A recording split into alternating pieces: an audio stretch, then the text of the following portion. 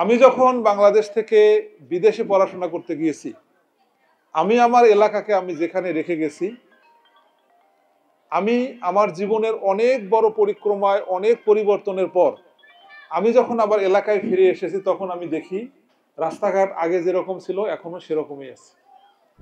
দুঃখজনকভাবে আমাদের উলিপুরের প্রত্যেক ১০০ জন মানুষের মধ্যে ৪৬ জন মানুষ এমন আছে যারা ঠিক মতো ৩ বেলা খেতে পারে না, এবং ২১ জন মানুষ আছে এমন যারা কোনো রকম খেয়ে পরে ৩ বেলা পার করতে পারে।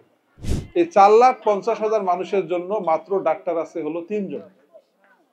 তার মানে ১,২০,০০০ মানুষের জন্য আমাদের ডাক্তার হলো একজন। তাহলে আমি একটা ইন্ডেক্স ঠিক করে দেখেছি যে উন্নয়নের জন্য কোন কোন জায়গাগুলোর মধ্যে বা কোন কোন জায়গাগুলোর কারণে উলিপুর আমরা ৫৪ বছর ধরে গরিব থেকে গেলাম।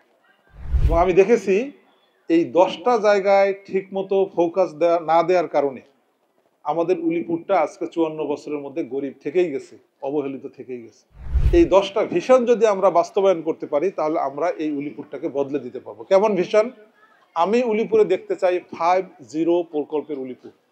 এই জন্য আমি আইডেন্টিফাই করেছি যে আমাদের উলিপুরে প্রায় ৫০,০০০-এর মতো বেকার যুবক আছে, যারা কর্মক্ষম কিন্তু কাজ করতে পারে না।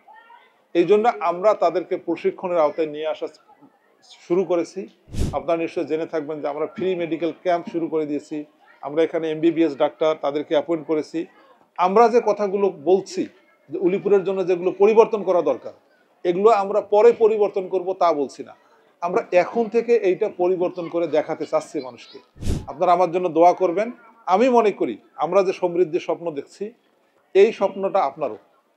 আমি আপনাদের পাশে থাকতে চাই, আপনাকে আমাদের পাশে চাই।